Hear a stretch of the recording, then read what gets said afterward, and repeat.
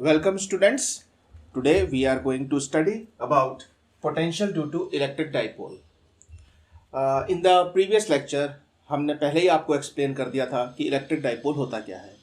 Electric dipole में दो charges होते हैं जो अपोजिट पोलैरिटी के होते हैं, plus Q and minus Q, और दोनों ही चार्जेस के बीच का जो डिस्टेंस होता है वो 2a होता है।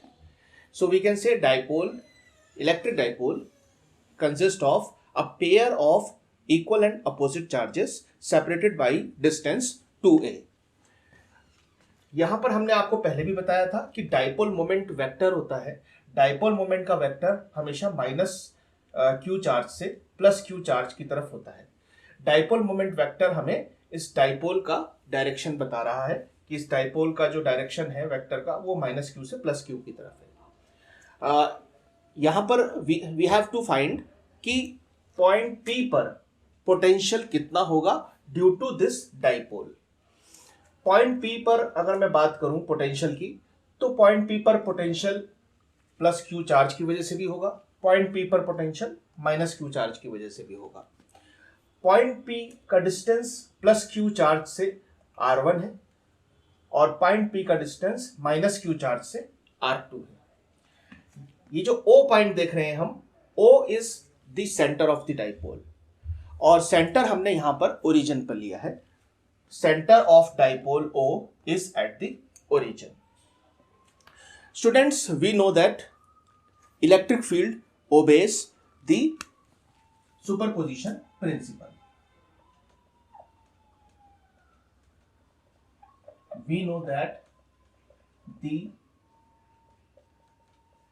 electric field obeys the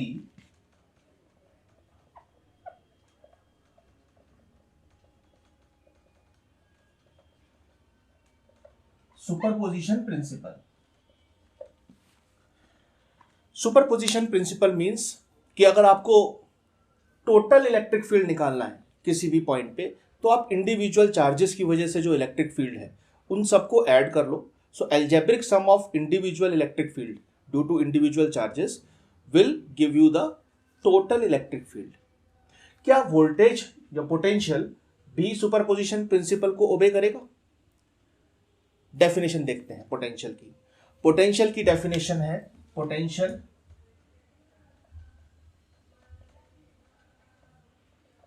due to some charge is the work done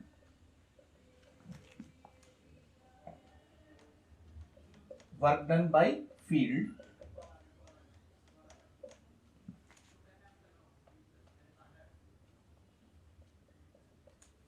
per unit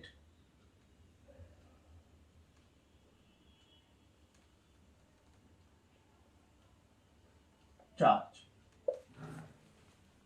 so potential depend करता है वर्क डन पे, work done by the field. So we can say कि पोटेंशियल भी ओबे करेगा सुपरपोजिशन प्रिंसिपल को। तो यहां पर सुपरपोजिशन प्रिंसिपल लगाएंगे अभी।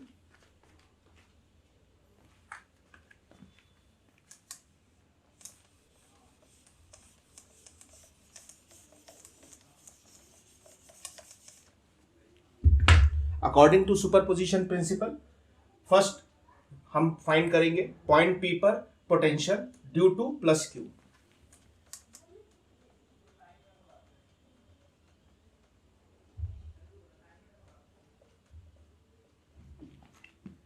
फॉर्मूला आपको पता है पोटेंशियल का,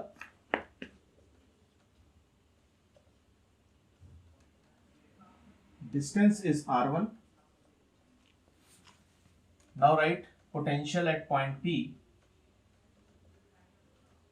due to minus Q.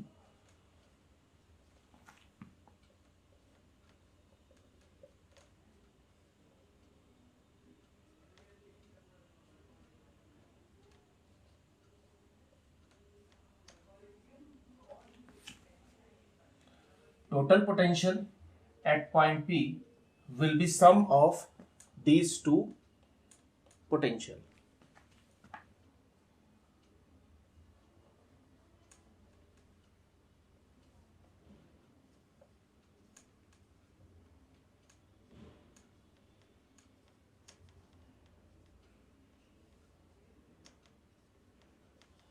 This is equation number 1. Now we will find the value of R1 and R2 in terms of small r. See this triangle.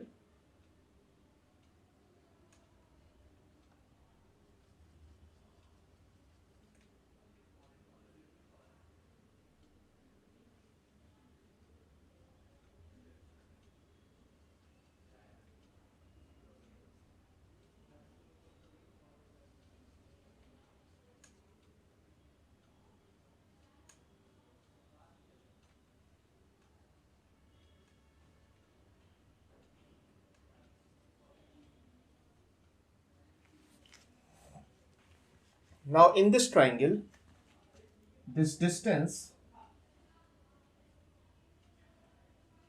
is small a. तो हमने क्या किया है, ये जो ट्राइंगल है ऊपर वाला, ये ट्राइंगल हमने ड्रॉ किया है यहां पर। इसमें अगर यहां पर एक परपेंडिकुलर हम ड्रॉ कर दें,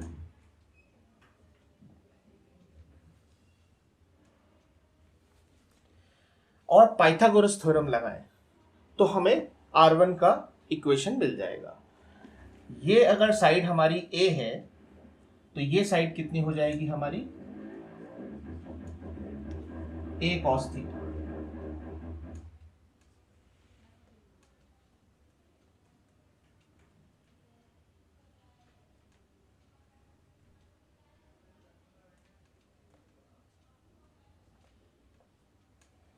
And this complete distance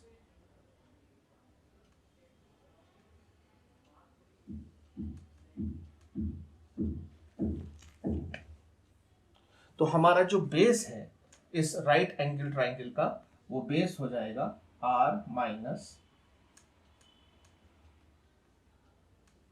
a cos theta. और ये जो हमारा परपेंडिकुलर है इस ट्राइंगल में, ये परपेंडिकुलर हमारा हो जाएगा a sin theta. Pythagoras theorem लगाएं यहां पर।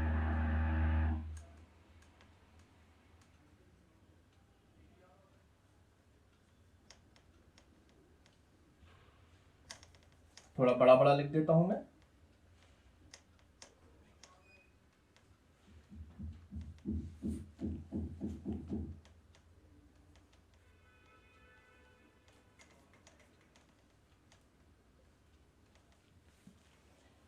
Hypotenuse square is equal to perpendicular square plus base square.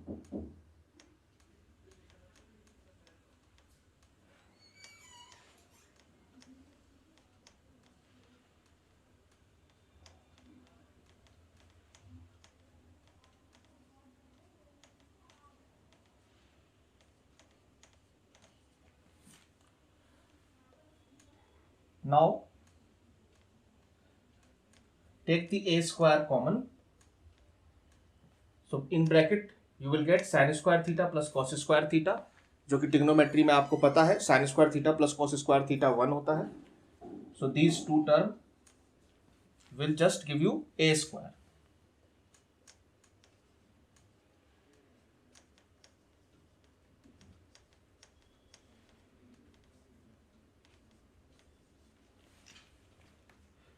हमें यहां पे मिल गया R1 square is equal to a square plus r square minus 2ar cos theta. आप इसको राइट डाउन कर लीजिए।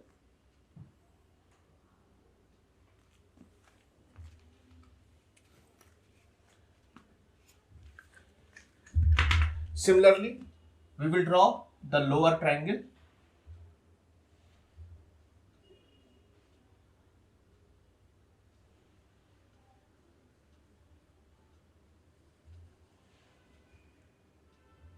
This is point P.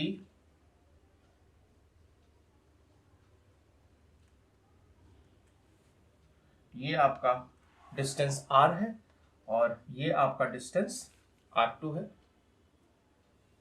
ये जो आपका वर्टिकल डिस्टेंस है from charge plus Q, sorry minus Q, नीचे हमने माइनस क्यू लिया है, ये हमारा सेंटर ऑफ डाइपोल है O, you can call it O।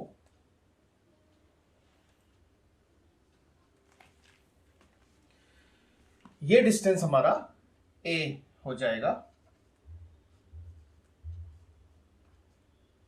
अब यहां पर हमें R2 निकालना है, R2 का equation in terms of R। तो हम इसको थोड़ा सा एक्सटेंड करेंगे और राइट एंगल कंप्लीट करेंगे।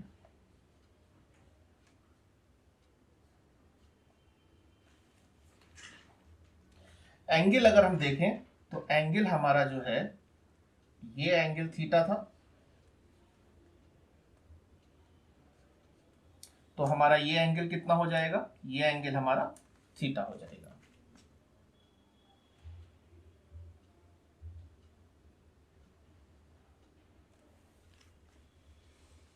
ये एंगल अगर हमारा थीटा है तो ये जो डिस्टेंस हमारा हो जाएगा a cos थीटा।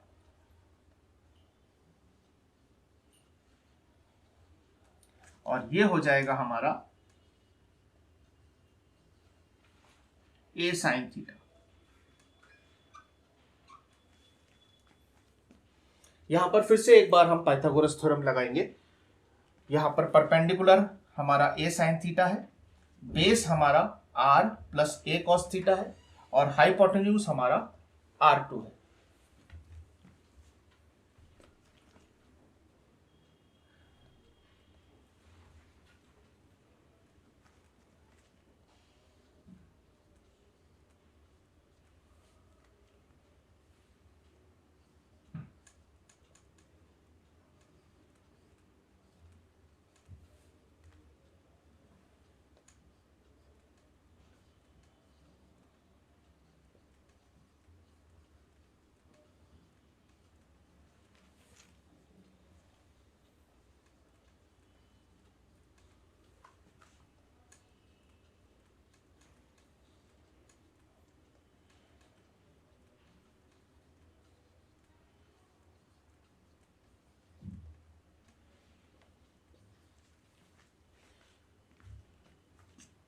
हमें इक्वेशन मिलेगा R2 square is equal to R square plus A square plus 2AR cos theta.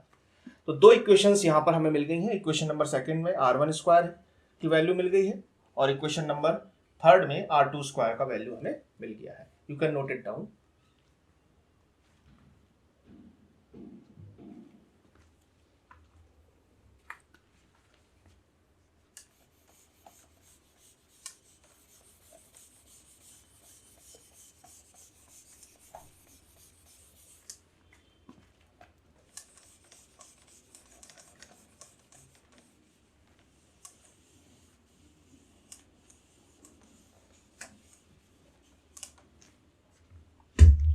Now we will rewrite equation number 2। Equation number 2 में R स्क्वायर को अगर हम कॉमन ले लें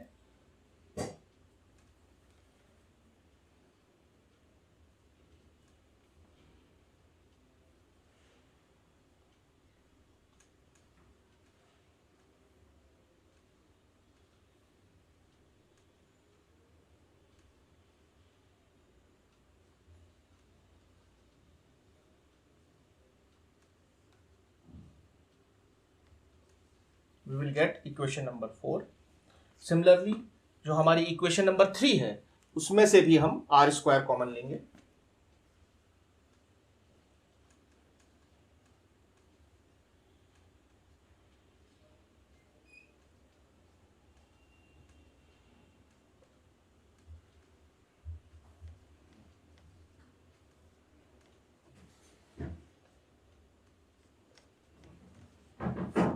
We will get equation number 5.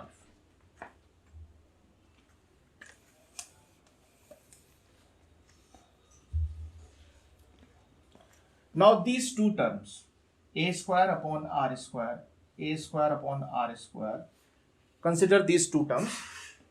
अगर हमारा r का value a से लार्ज है, very very large, larger than a, so these two terms will tend to 0, will become 0. So you can write r1 square is equal to r square 1 minus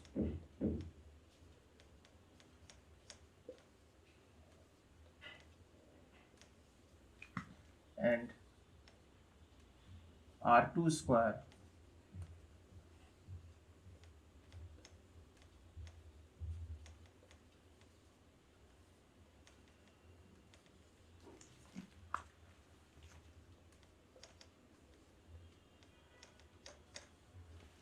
so we will get equation number 6 and equation number 7. ये दोनों terms हमारी zero हमने put कर दी. Now see, if you take inverse of these two equation, okay, and square root.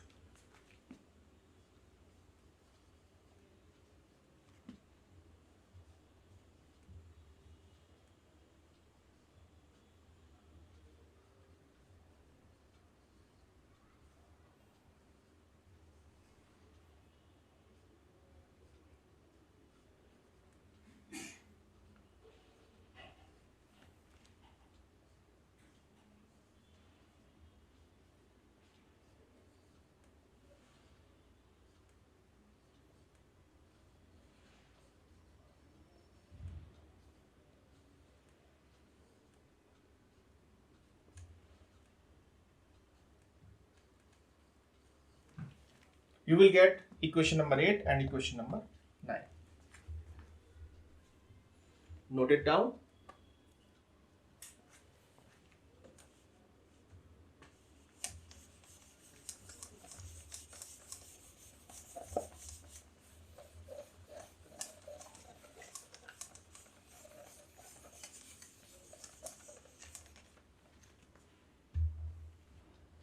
Now we will use binomial theorem.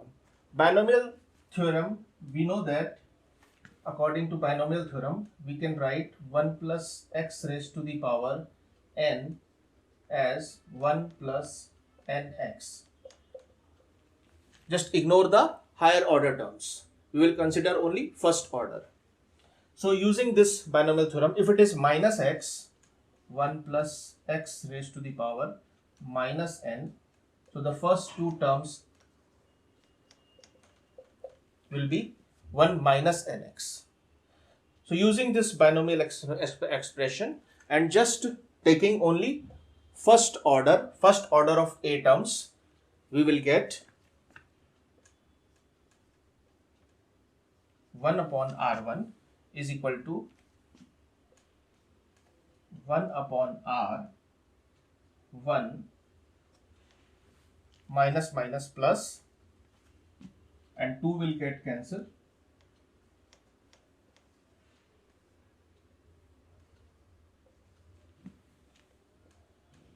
Similarly, you will get 1 upon r2 1 minus a cos theta upon r.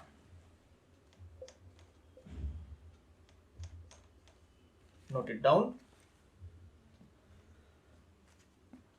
Now we will put 1 by r1 and 1 by r2 in equation number 1.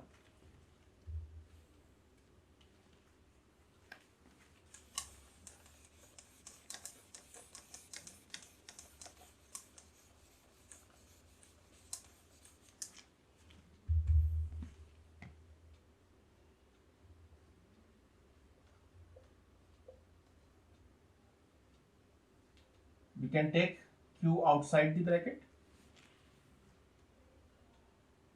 and inside the bracket you will get 2a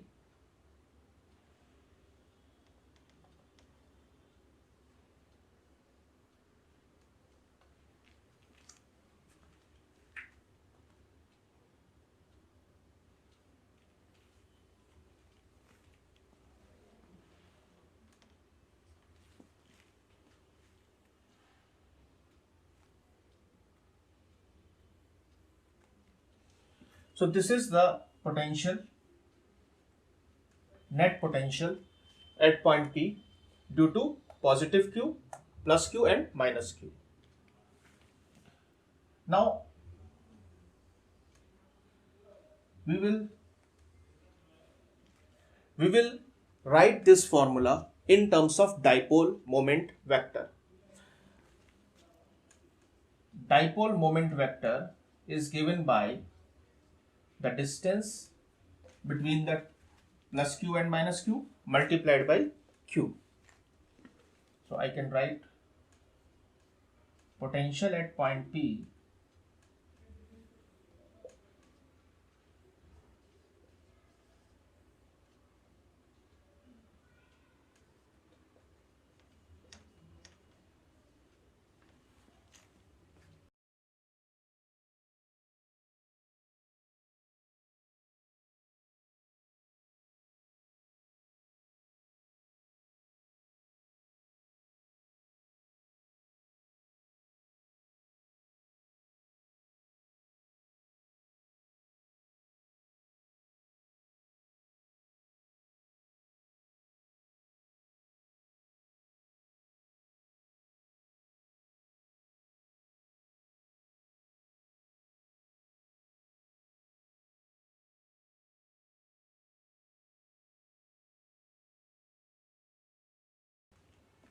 we can write P cos theta as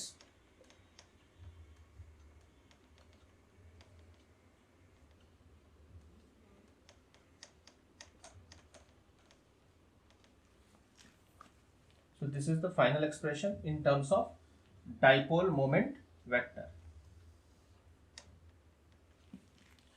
What is this r cap? R cap is the unit vector. R cap is the unit vector along OP.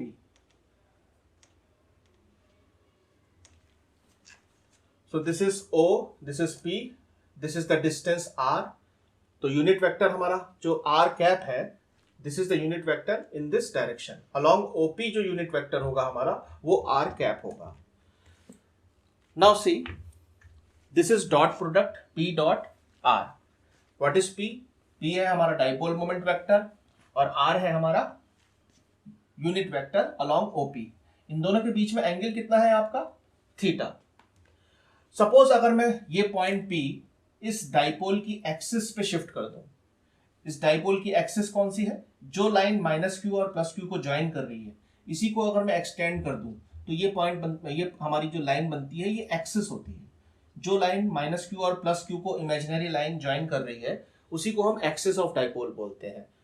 किसी भी point, कोई भी point अगर हम axis पे ले लें इस डाइपोल की, तो थीटा की वैल्यू हमारी हो जाएगी या तो 0 डिग्री या फिर हो जाएगी 180 डिग्री.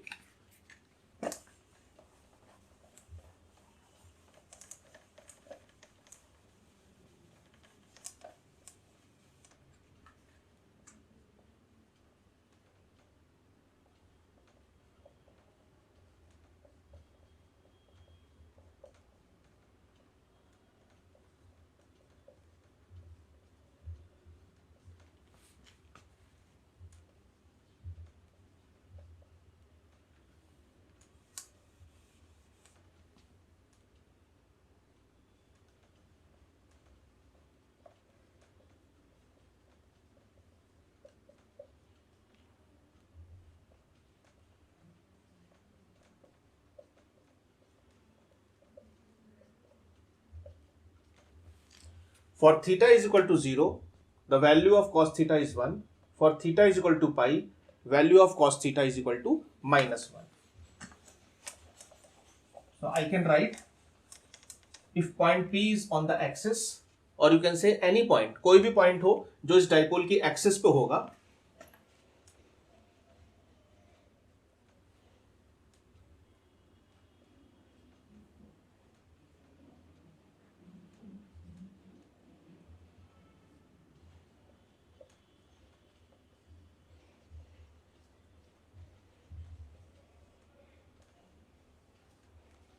उस पॉइंट पे हमें जो नेट पोटेंशियल मिलेगा वो plus minus P upon 4πε0 r square.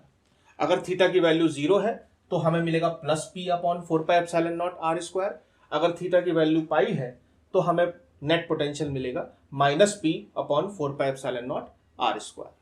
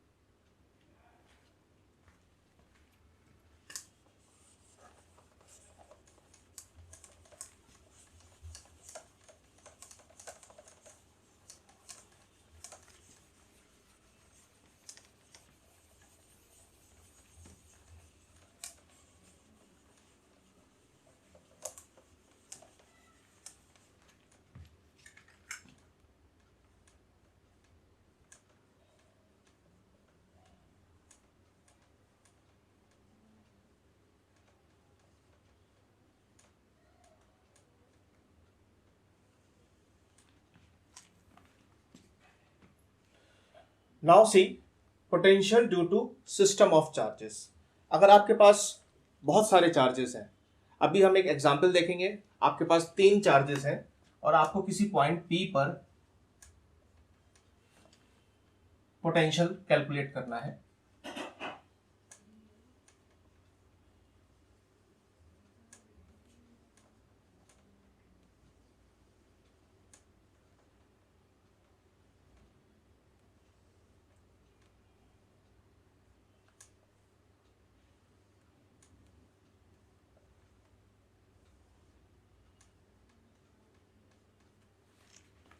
Distance of point P from Q1 is R1P. Distance of point P from Q2 is R2P. Distance of point P from Q3 is R3P. तो net potential अगर हमें निकालना है तो उसके लिए हम individual charges की वजह से इस पॉइंट P पे पोटेंशियल फाइंड आउट करेंगे।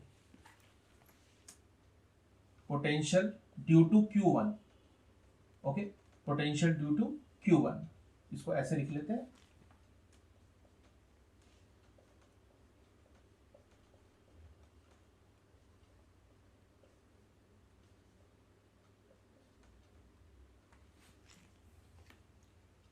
Right, potential due to Q2,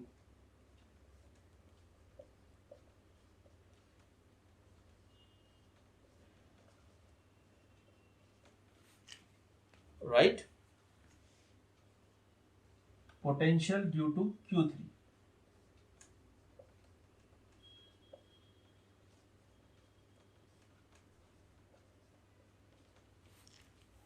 right? Now, using superposition principle, we can algebraically add all these 3 potentials to find net potential at point P. तीनों को add कर देंगे, आपको पॉइंट P पर potential मिल जाएगा।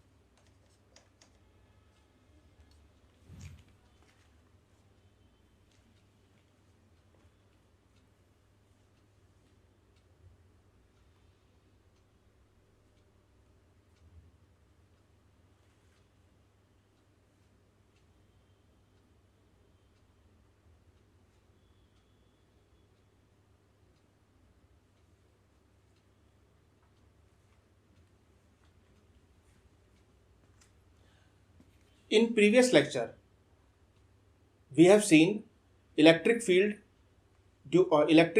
of a uniformly charged spherical shell. तो uniformly charged spherical shell में हमने आपको बताया था कि the electric field is as if the charge is concentrated at the centre of the shell. अगर हम यूनिफॉर्मली चार्ज स्फेरिकल शेल के बाहर कोई पॉइंट है, वहाँ पर इलेक्ट्रिक फील्ड पता लगाना चाहते हैं, तो हम ये मान सकते हैं कि जो पूरा चार्ज है, जो सरफेस पे चार्ज है शेल के, वो सरफेस पे ना होके उसके सेंटर पे कंसंट्रेटेड है। तो इलेक्ट्रिक फील्ड हमारा, अगर हमारे पास एक स्फेरिकल शेल है, ओके, इस पे कुछ चार्ज है हमारा जो यूनिफॉर्मली डिस्ट्रीब्यूटेड है, और हमें अगर यहाँ पे कुछ इलेक्ट्रिक फील्ड निकालना है इस पॉइंट पे P पे, तो हम ये मान सकते हैं, एज्यूम कर सकते हैं कि जो भी टोटल चार्ज है, सपोज इस पे जो चार्ज है वो कैपिटल Q है, तो वी कैन एज्यूम कि यहाँ पर एक पॉइंट चार्ज है कैपिटल Q जो कि सेंटर पे है। तो ये स्फीयर को हम रिप्लेस कर सकते हैं, शेल को हम रिप्लेस कर सकते हैं by a point charge capital Q। अब अगर हम पोटेंशियल की बात करें, शेल के बाहर अगर हमें पोटेंशियल निकालना है इस पॉइंट P पर, तो उसके लिए भी हम ये एज्यूम कर सकते हैं कि जो चार्ज है शेल का वो सेंटर पे लोकेटेड है। अगर यहां सेंटर पे, शेल के सेंटर पे चार्ज कैपिटल Q लोकेटेड है, तो पॉइंट P पर पोटेंशियल कितना होगा?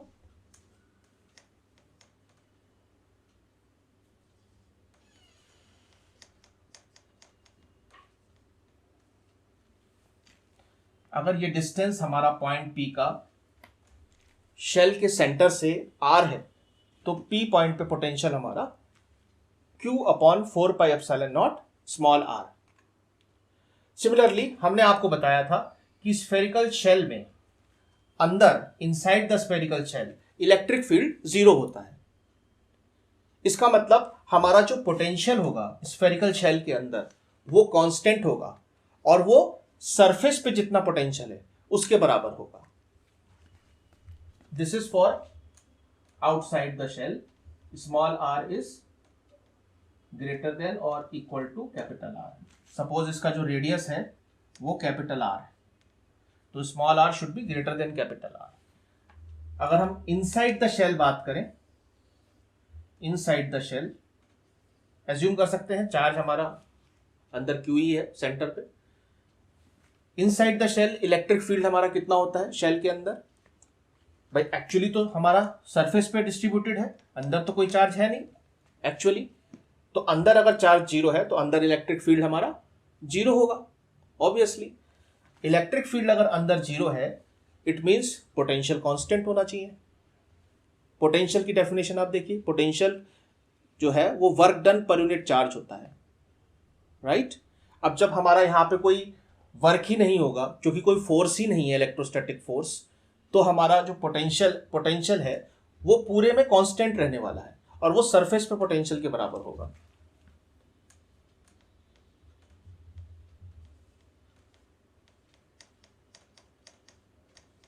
सरफेस पे पोटेंशियल कितना होगा?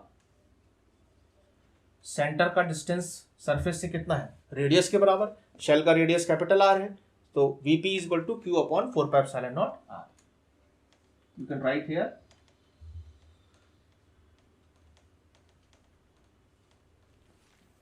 this is at the R is less than और इक्वल टू कैपिटल R। तो अंदर अगर हम शेल की बात करें तो पोटेंशियल हमारा कांस्टेंट होगा और उसकी वैल्यू जो सरफेस पे पोटेंशियल है शेल के उसके बराबर होगी।